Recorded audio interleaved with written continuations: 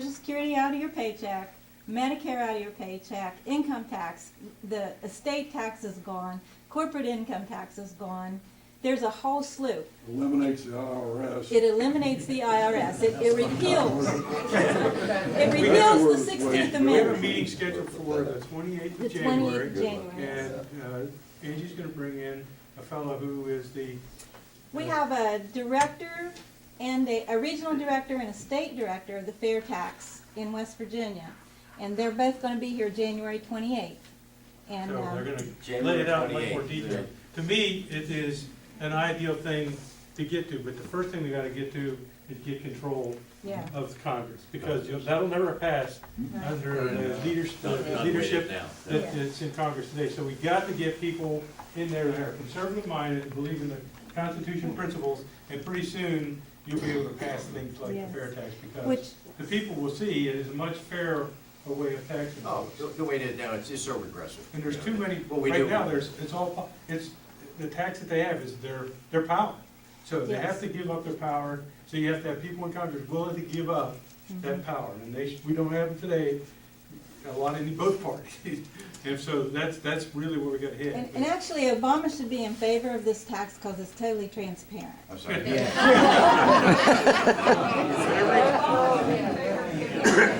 Transparent. Oh, yeah, Is there right. another question? I'd like to know the difference, an explanation of the difference of flat tax and fair tax. Will you hear that? They wanna talk about the difference between the two taxes, the flat tax and the fair Well, tax. it's just simply and not take your. No, I don't mean tonight, I mean at that. at that Okay, hearing. later, Okay. we'll say that, okay, Yeah. great. It was really well, okay, I'll have to wait.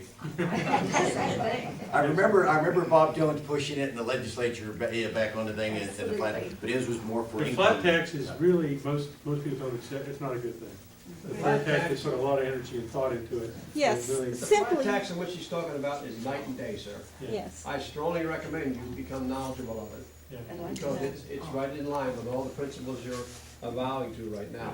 And we have material you can get on that, we have CDs on it, and she's got literature. I highly recommend you become familiar with it. Good, okay. Fairtax.org, okay? I like the fact that it goes beyond just income, Oh, yeah. because can you imagine what can happen if we take some of the tax off our corporation, the employers? It does away with it. You know, what you will spring in terms of opportunities for people? They Won't- estimate, No more offshore, we're not gonna be sending things? exactly, they estimate $13 trillion in offshore accounts that will flow into this country if we remove those taxes, those income taxes. It is, Let me find out here. but Sounds good to again, me. it'd be impossible to even think about it with existing Congress. We gotta have conservative-minded Yes. folks in those jobs, and then I think we got a good shot. But meantime, we need to do all the education, Yeah. so that all the people like us are out here twisting people's arms to run and represent us in terms of what is meant by our Constitution. Get those folks in, and then the next step is putting things in place that, instead of being a socialist nation, we can again be a nation of growth and potential for folks. Got another question? My name's Steve Tice, and I'd like to thank you for coming down here tonight. And I want to say that I agree with most of the specifics that you mentioned in your speech, but I think, I've become very skeptical of politicians, professional politicians, over the last 20 years.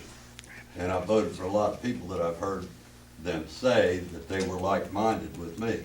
But the problem, when they go to Washington, they learn how to do business, and their convictions are for sale.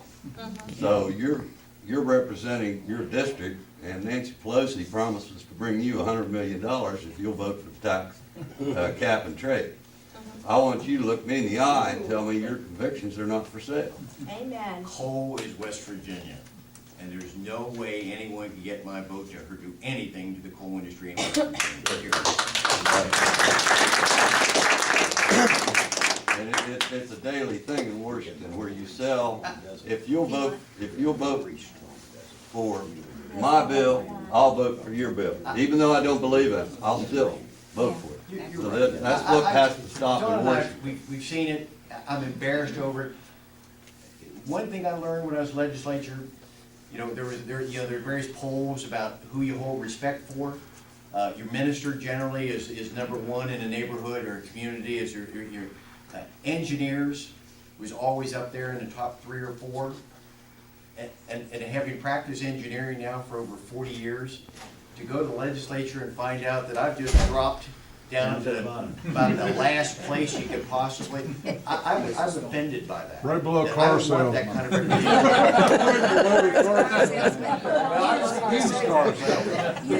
That's not who I want to be, and that's, we know in the legislature, I mean, I had things thrown at me, ideas,